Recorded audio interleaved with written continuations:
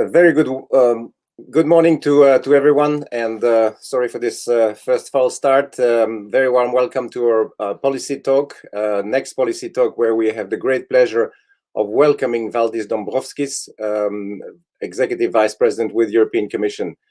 Mr. Dombrovskis has had a very impressive political career over the last 20 years, starting as a finance minister of Latvia in 2002. Then spent 5 years in the European Parliament as a member of European Parliament, came back to his country to become Prime Minister of Latvia, and then in 2014 came to Brussels again to become a Vice President in European Commission. So for the last 7 years, Mr. Dombrovskis has been Vice President of European Commission, first under the Juncker Commission, responsible for the euro and the social dialogue, and also for financial services in the second part of the Juncker Commission. And then in the new Commission in 2019, under Ursula von der Leyen, was named Executive Vice President, responsible for, as the title says, for an economy that works for the people, and as such is responsible for a very broad areas, essentially all the socio-economic portfolio European Commission, supervising the work of various commissioners in charge of social affairs and employment, as well as the economy. And after the resignation of Phil Hogan, also got as a direct portfolio responsible for trade, a very important portfolio for all of us in retail and wholesale. Has developed a new strategy, so-called Open Strategic Autonomy, which is the title of the new trade policy for the European Union. So without further ado, I will give him the floor for his first remarks, and after that we will get here the questions from the audience that we have received. I mean, quite many of them, and those will be put to you by my colleague Neil Macmillan, who is our director for political affairs, but also international trade, and we'll put these questions to you. So without further ado, Mr. Dombrovskis, the floor is yours. Thank you, Mr. Verschoren. Ladies and gentlemen, first of all, thank you for this opportunity to engage with you in this EuroCommerce event. Your companies employ around 26 million Europeans. Most of your members are SMEs, and I recall that SMEs provide 2 out of 3 jobs in Europe, representing 85% of all EU exporters. These numbers show how important SMEs are for Europe's economic recovery. And the recovery is, of course, the first priority at the European Commission right now. According to the spring economic forecast, the EU economy is projected to bounce back faster than expected. It will expand by 4.2% this year and 4.4% next year. All member states should see their economies back to pre-crisis level by the end of the next year. Our data also shows that trade is among the key factors driving the recovery. We see it as actually one of our main driver of the recovery. Let's see it in our main export markets. For example, China. In the first 3 months of 2021, our exports to China were 21% higher than in the same months of 2020. So my key message today is twofold. First of all, to keep our recovery going, we have to make most of the opportunities provided by open trade and resist any harmful protectionist tendencies. Second, the European Commission is committed to deepening our trade relations so that your members can recover faster and reap more benefits from our extensive network of free trade agreements and integration in the global supply chains. At the same time, we have to support companies in their efforts to transition to the green and digital economy. Trade can also help in this respect. These are the messages underpinning the European Commission's new open, sustainable and assertive trade policy strategy. Of course, implementation of this new strategy will be a key. I want to make it clear that a more assertive trade policy will not come at the cost of openness. The concept of open strategic autonomy reflects a balance between using the opportunities provided by openness and global engagement, while not shying away from assertively defending our interests, both within the single market and globally. Your members understand that in future we need to do even more to tap into external growth sources around the world, because 85% of global growth will take place outside the EU in the next decade. So we need more trade, not less. And let me give an example of global supply chains. As I said, the pandemic has tested the resilience of economies worldwide. Yet, despite severe disruptions in production, transport, and mobility, most supply chains, and I'm not talking here specifically about health sector, have shown remarkable resilience. This is because global value chains not only maximize economic efficiency, they are also essential to absorb shocks and offer options to adjust and speed up recovery. We can achieve value chain resilience through open trade and international cooperation, thereby avoiding costly protectionism. As Trade Commissioner, I have followed closely the screening of our strategic dependencies in global value chains.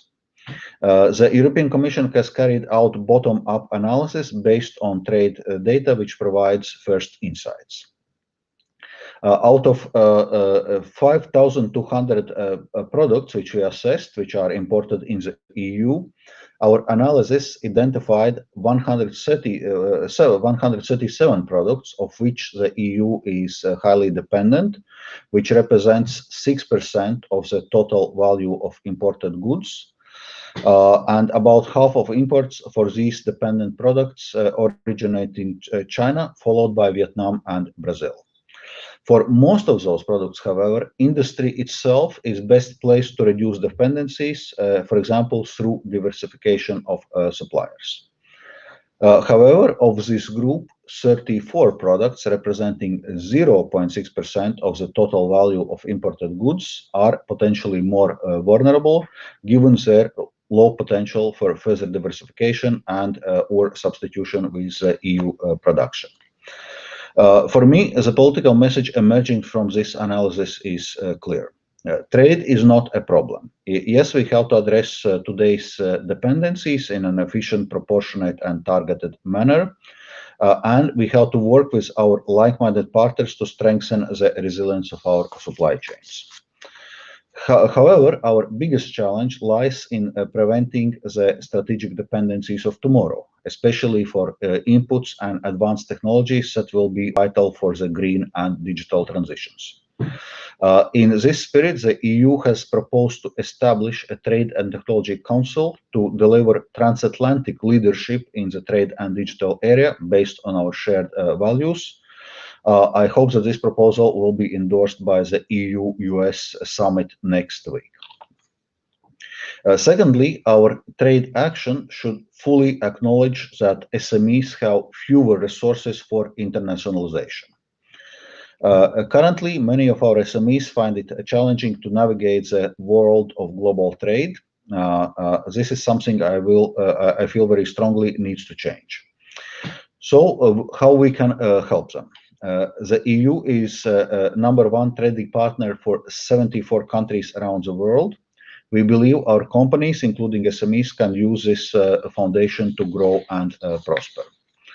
The Commission will focus its efforts on unlocking the benefits of these agreements for SMEs, coupled with assertive enforcement and defense against unfair trade practices.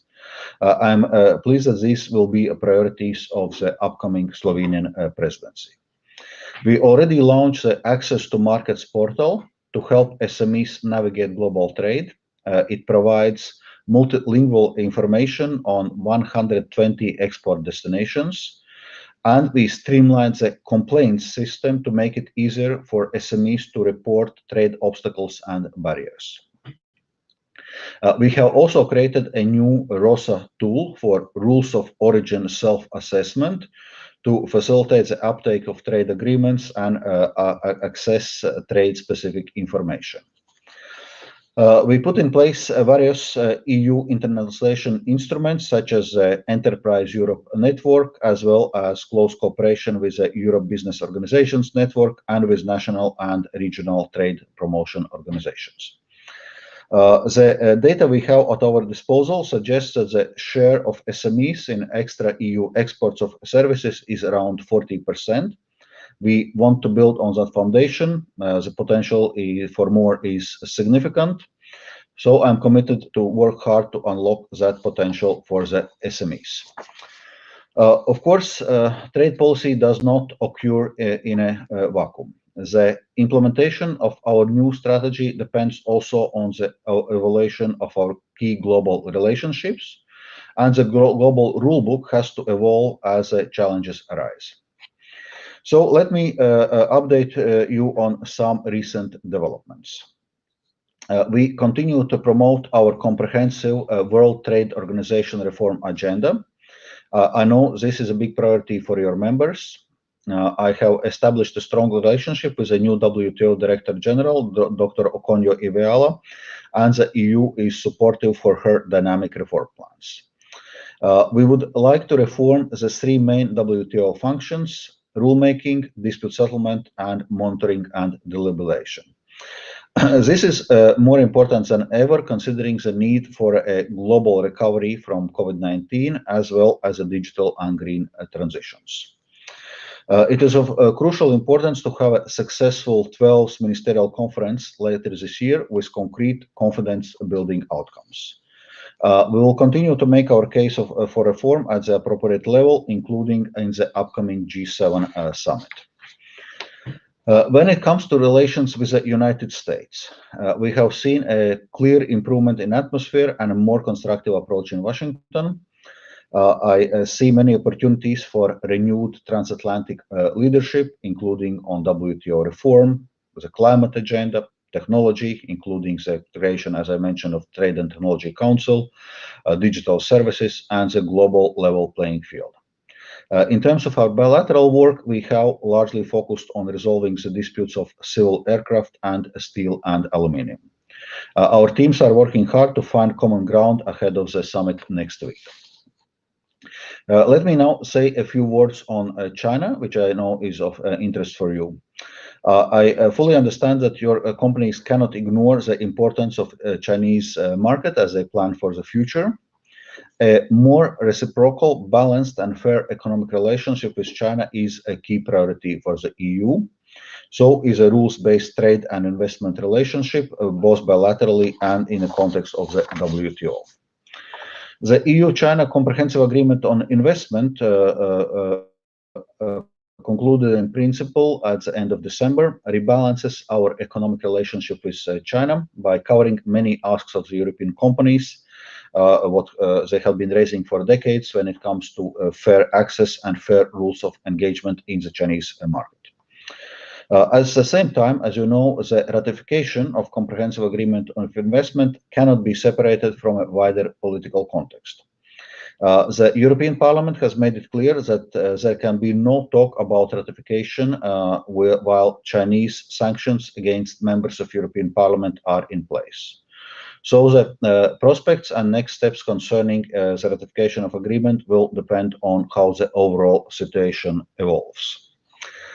In the multilateral context, the EU is ready to work with all partners on developing WTO rules to ensure a principle of competitive neutrality, so that state intervention in the economy is done in full transparency and does not distort competition to favor certain firms.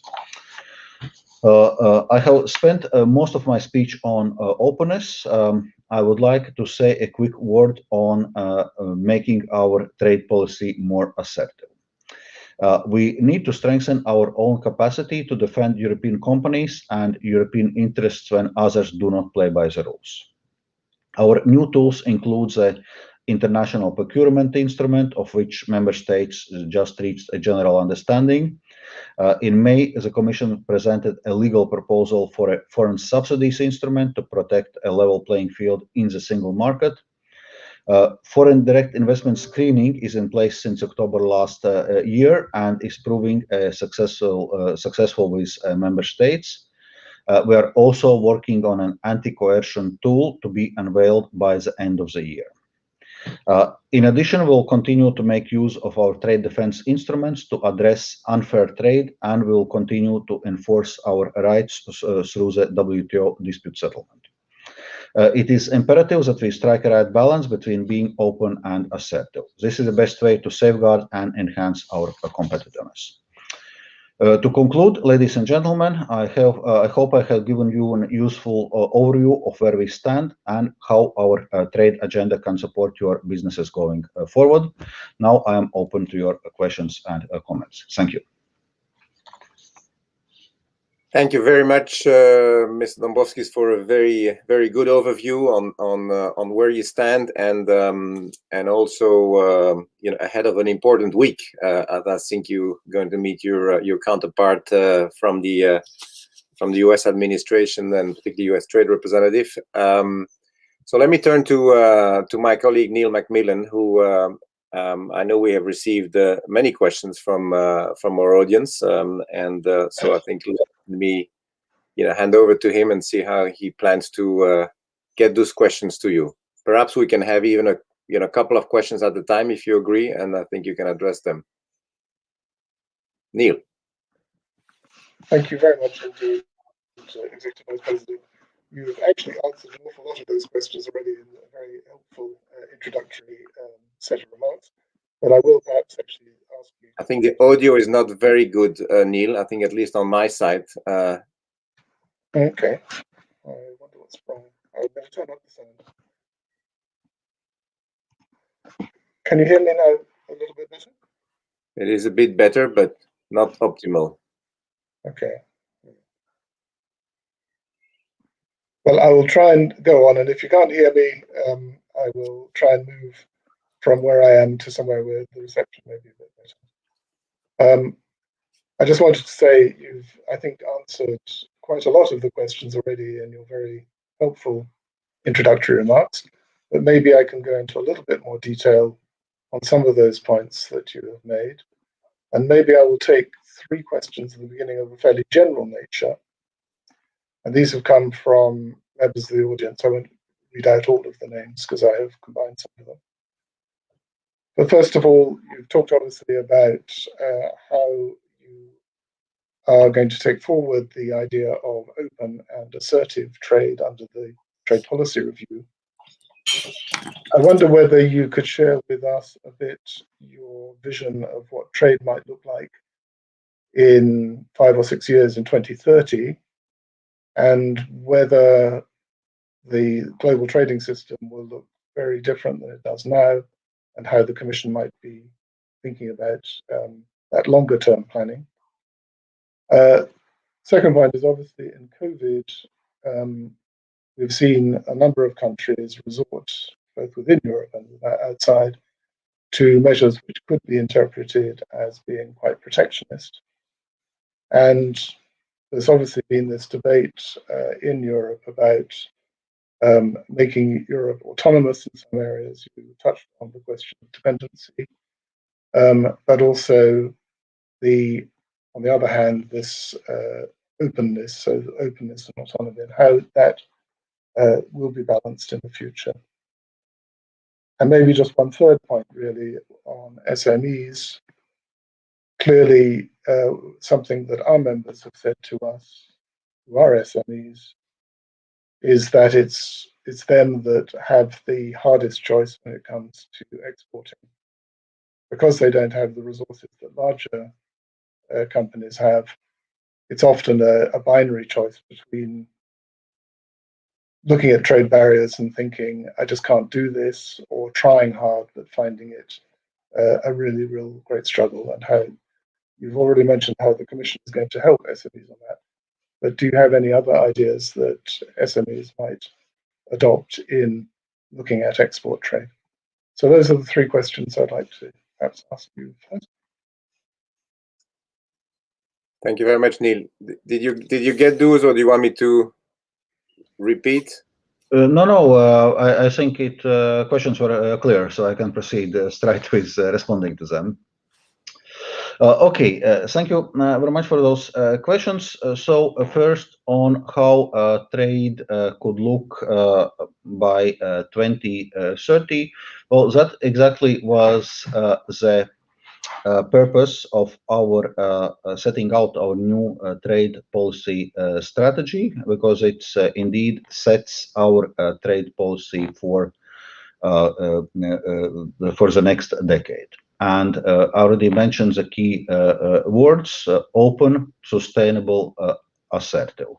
So on openness, so we remain committed to open, free and rules-based trade. We remain committed to multilateralism. And for this to be successful, we think it's important to reform the World Trade Organization. So this is definitely one important deliverable during the next years, in a sense, to bring the WTO rulebook into 21st century, helping to address many of the distortions coming, for example, from the role of state-owned enterprises in certain countries, addressing global level playing field, adjusting the rules to the digital economy. All those things we will need to do. So first is indeed the reform of the WTO and updating of the global rulebook. Second, trade will help to contribute to our broader policy objectives. And I mentioned sustainability. So there will be a reinforced link between trade policy and other goals like Paris emission reduction targets, move towards climate neutrality. So we now started also the review of the implementation and enforcement of our trade and sustainable development chapters in our free trade agreements, in a sense, how we make this implementation and enforcement more efficient.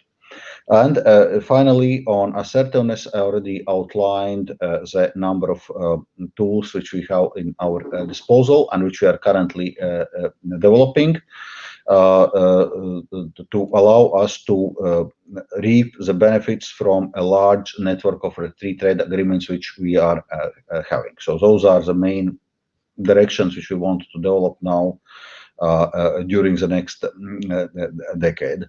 Then the question which you raised, that number of measures could be deemed as protectionist from our trading partners.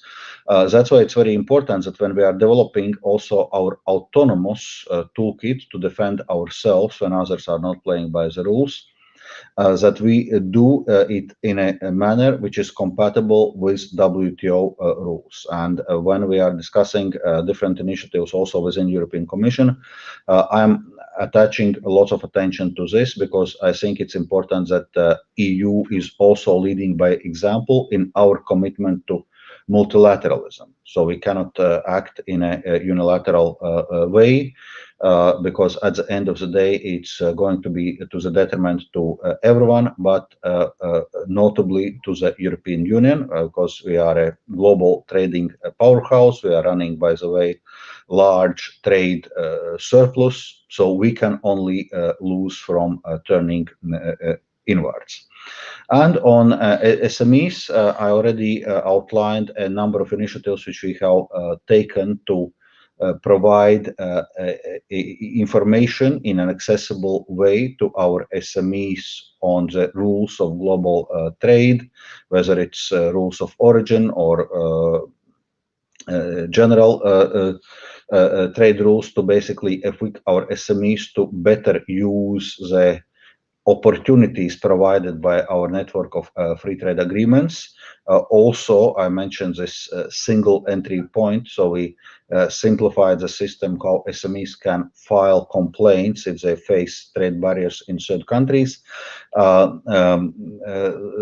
Many of those rules, tools are quite new. Access to Markets portal was launched just in the last second half of last year.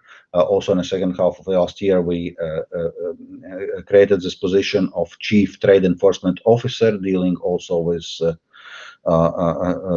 problems in third countries. So now we need to see how those various instruments are working, and there we are very much willing to listen to the feedback from the industry, how things are working, and what further steps would be needed to improve, because I think we share this goal of helping our SMEs to export and use the benefits of international trade. Thank you very much indeed. And if I may just say on behalf of our members that a number of them have expressed great appreciation for those new portals that you've mentioned. They're very well designed and actually very easy to use. So that's a really great help indeed. So thank you for that. Maybe I can go on to question which is about bilateral trade, but obviously of great interest at the moment in the G7 discussions, and I know will be raised in the EU-US summit next week. And that is the whole question of China. You've obviously touched on the approach that you are considering in terms of state enterprises and state subsidies. But obviously, the US is saying to the rest of the world they want to work together with them to try and counter some of not only the trade issues, but actually also obviously issues to do with human rights and some of the other issues around our dealings with China at the moment. How do you see us working with the US in this in the future, without giving away anything that is still being discussed ahead of the summit? But also, how can we move away from the Trump era, where we had a very antagonistic relationship with the US and the sanctions which we still got on each side with tariffs? And what do you see as the way forward in trying to boost recovery on a global basis by working with the US in more general terms? And that is a slightly complicated question, so perhaps I'll ask you to think about answering that one on its own first. Mm-hmm. Okay, very good. So let's start with China. Of course, our relations with China are very complex and multifaceted. We have recognized that in some areas, China is cooperation partner. In some others, it's economic competitor, and in still some others, it's systemic rival. So we need to navigate this complexity. So when we discuss economic relations with China, this has been long-standing, in a sense, asked from EU industry, but also from member states, is rebalancing of our economic relationship, because EU's market is substantially more open to Chinese companies, Chinese investments, and China's market is to the EU companies. So, and that was a purpose of our comprehensive agreement on investment, to rebalance the situation. So in a sense, it's a asymmetric agreement to address asymmetric situation. It contains substantial new openings from China in terms of market access, in terms of level playing field, also in terms of sustainable development, while there are quite just a few new commitments from the EU side. So we basically commit to maintaining our level of openness. Well, I already mentioned that as a comprehensive agreement on investment is concerned, of course, now it will depend on the overall context of how EU-China relations develop, on how we can move forward. Then, if we look at the multilateral rulebook, that's many of the challenges already mentioned, for example, the role of state-owned enterprises which are playing in the economy and so-called competitive neutrality, industrial subsidies and transparency of industrial subsidies, forced technology transfers, intellectual property rights. All those challenges are stemming from the socio-economic model of China. So we need to adjust also global rulebook to be able to address these kind of challenges, and that's important part of our proposals concerning the WTO reform. So we'll be seeking this engagement multilaterally, and we also will cooperate closely with United States in bilateral format, also with China, how we coordinate our approach, and also in a trilateral format together with Japan. So then moving to this second part of the EU-US relationship, I already mentioned it's now on much more positive track than it was during the Trump years. And well, it's clear that EU and US are strategic allies. So we have to work together, and when we work together, we can be also, so to say, force for the good globally. And there we engage both on the multilateral track, like areas like fights against climate change, where we're happy that US now rejoined Paris Agreement, question of the WTO reform and the global trading rulebook. I already mentioned Trade and Technology Council to cooperate in new and emerging technologies. So there are many areas where we seek to deepen our cooperation, and from that point of view, the next week's EU-US summit will be an important milestone. And we also need to resolve our bilateral disputes, a long-standing Airbus Boeing dispute, where we are making progress, and I'm hopeful that we'll be able to resolve it. And also the Section 232 steel and aluminium tariffs, a dispute left to us from Trump era, where we need to find solutions by the end of the year, how to move away from these tariffs imposed just by Trump administration. Thank you very much. I mean, if I can extend on that and maybe turn to Neil and talk about the relationship with the US and with other partners there. Trade impinges a lot on other policies. You have alluded to sustainability and green. Digital is becoming very important. Also, how get proper fiscal arrangement, taxation arrangements around that. We got some of the questions around that. There's the carbon border adjustment, mechanism that potentially may also cause some friction. So, Neil, do you want to, set specific the questions we got on those? Yes, indeed, and that was going to be, I think, a good segue into that. So thank you, Christian, for that. I think certainly one of the questions we did have was about the carbon border adjustment mechanism, but obviously also, again, in relation to the US, the so-called digital tax, or the digital levy, and the obvious nervousness of the US about how that might impact on their multinational or large digital companies. I think perhaps also on green issues, clearly the US has moved under Biden, but they are still quite a large emitter of CO2. And I think they're behind us in their ways of addressing this. Clearly, with the carbon border adjustment mechanism, but also our general efforts on the green agenda, how can we take that forward in an ambitious way at European level while maintaining a trading relationship not only with the US, but also with China, India, and some of the other major polluters out there,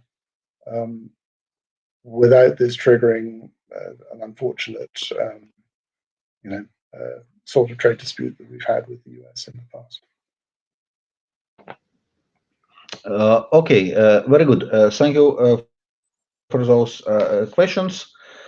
Well, let's maybe start with a bit broader picture when we know how the flagship policy of European Green Deal and the goal of carbon neutrality by 2050 and also more ambitious targets for emission reductions for 2030. So 55% emission reduction instead of previously planned 40% emission reduction. So those are quite major steps. So it's clear that we cannot continue with free emission allocations to energy-intensive industries, as that does not send the right signal in terms of actually reducing those emissions.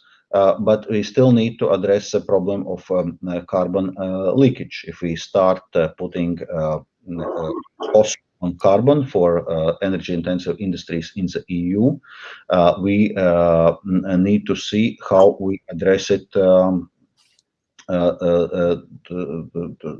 internationally vis-a-vis imports from third countries, and that's where carbon border adjustment mechanism comes in. And when we are now designing it, of course, we are designing it in a way that is WTO compatible. Once again, that's an important issue here.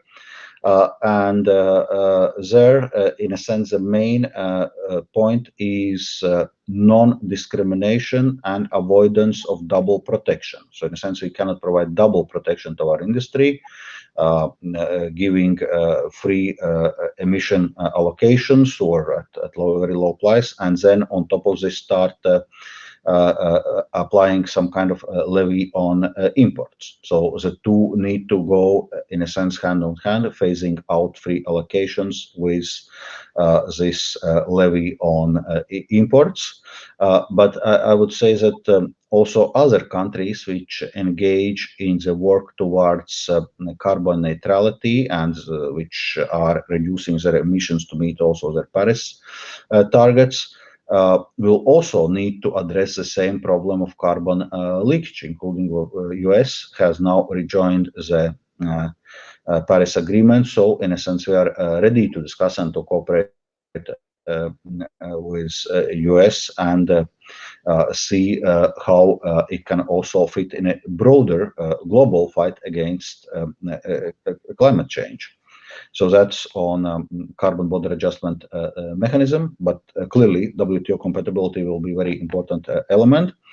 Then on digital levy. Of course, what we had been flagging already since the very beginning, when we are designing our digital levy, we need to design it in a way that it does not disrupt the OECD process in agreeing on effective business taxation. And there also, as a new Biden administration is placed, we are making now substantial progress because some of the roadblocks put by the Trump administration had been removed. Biden administration came with concrete proposals. And already at the G7 finance ministers level, there was some agreement. So we are making progress also in this OECD process. We had been very clear from the European Commission side that we support this process, and ideally, of course, there is an international agreement, and then we see how our different initiatives fit into this international agreement. So therefore, when we now discuss this digital levy proposal, we will need to factor in what comes out of OECD and be very mindful that we are not perturbing this international process by any means. Thank you very much indeed, Secretary Vice President. I think that's a very, very helpful answer. Could I turn perhaps to some of the many free trade agreements which we've been successful in negotiating over the last 10 or 15 years, and ask you a group of questions on that. And the first of them, obviously, is you have sometimes probably an unenviable task ahead of you of trying to overcome some of the opposition to ratification of the Mercosur agreement. It's something to which we, as an organization, attached a lot of importance. And I think you've probably seen some of the papers which we and other interested associations have been bothering you with about trying to take that forward. And maybe you could give us a little bit of an insight on how you feel that can be taken forward, and whether this idea of a side letter on sustainability will be sufficient to overcome some of the, particularly NGOs, but also some of the member states' opposition to going forward with the agreement. The second equally difficult agreement, I guess, I'd just like to ask views on is to do with EU-India. Clearly, I think India is as nervous as the rest of the world is about the rise of Chinese assertiveness geopolitically and economically. And I think we have got some signs that they are looking towards something more constructive with the EU. At the same time, we know that Indian industry is in many areas not very competitive, and hence a tendency towards protectionism and high tariffs from the Indian authorities. Is that something where you feel that there is a chance of progress in the foreseeable future? And are there other regional agreements that we can perhaps take forward in parallel with that, for example, with some of the ASEAN countries?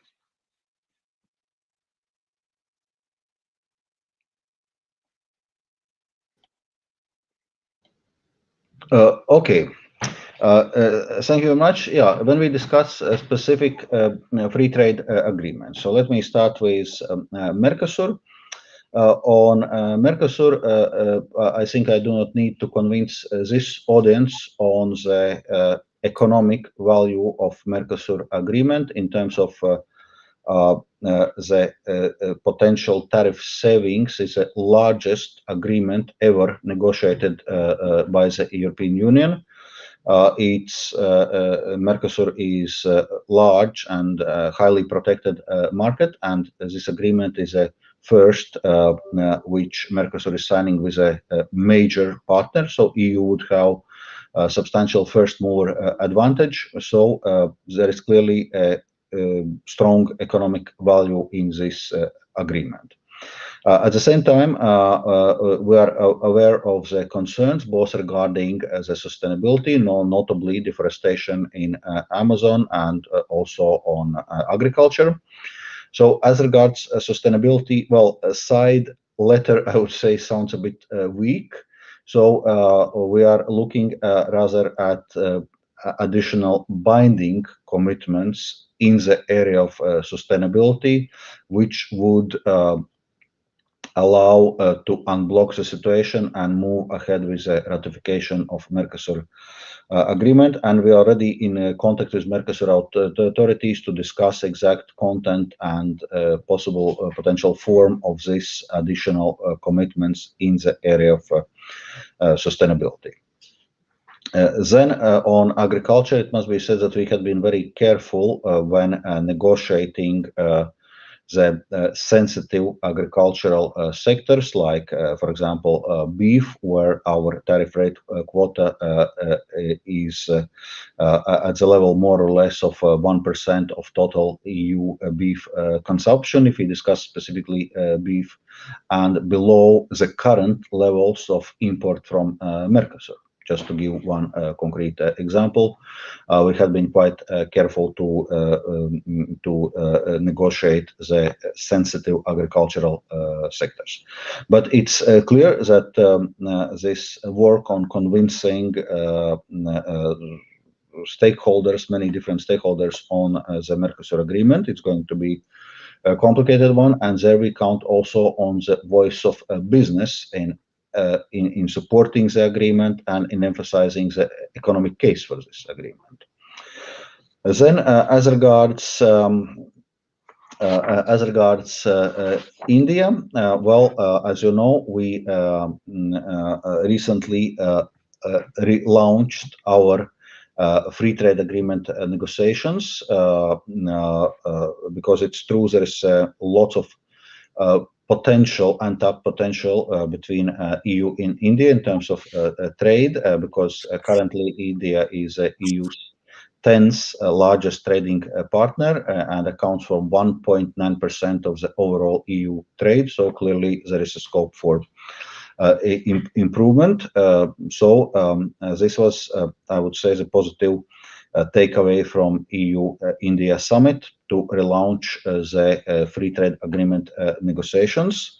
And we also were discussing in a context of EU-India high-level economic dialogues some other specific initiatives in area of trade, like formally establishing a senior officials dialogue on the WTO reform, enhancing regulatory cooperation, launching cooperation on the resilience of value chains, tasking the high-level dialogue on trade and investment to identify further areas of cooperation, for example, also related to green and digital transitions,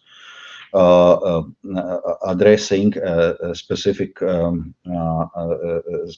trade irritants which are there between EU and India, and as I mentioned, of course, relaunching our free trade agreement negotiations, and in parallel negotiating an investment protection agreement and agreement on geographical indications. So it's now, I would say, quite ambitious agenda which has been set. So it's important now to concentrate on implementation. On other partners, well, we continue negotiations, FTA negotiations with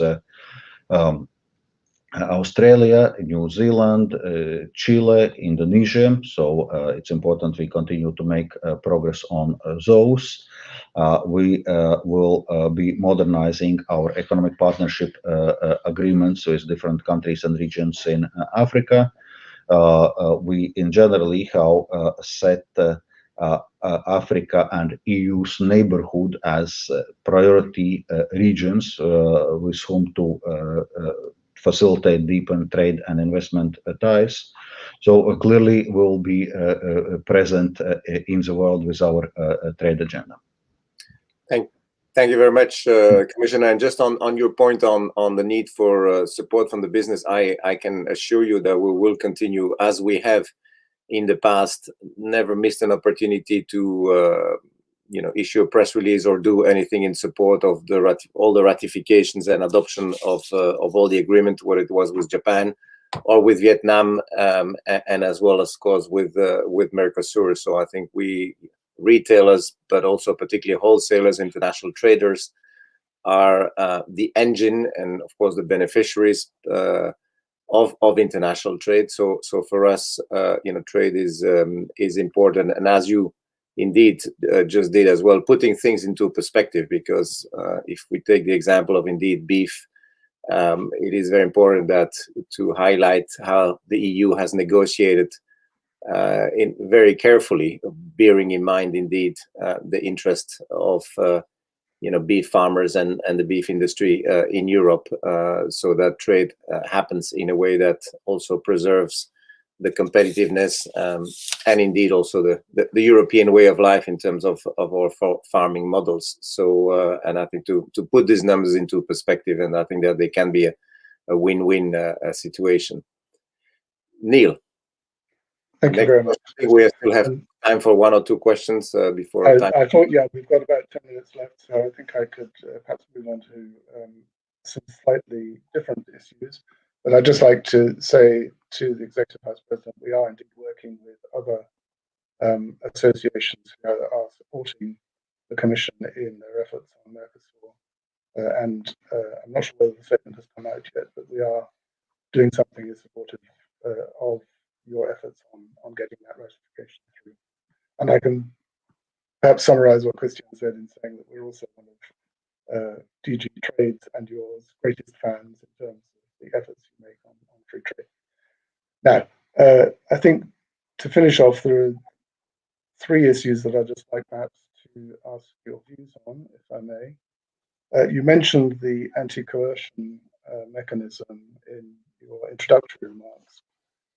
One of the things that one question did raise was, how do companies deal with a situation where, on the one hand, the EU is saying to them, no, you mustn't obey these extraterritorial sanctions threats that are being placed by one country or another? How do they deal with that at the same time as facing those sanctions from that other country? And it's something which I know that national governments have tried in the past to try and square the circle on, but it can be quite difficult if you're in the middle as a company.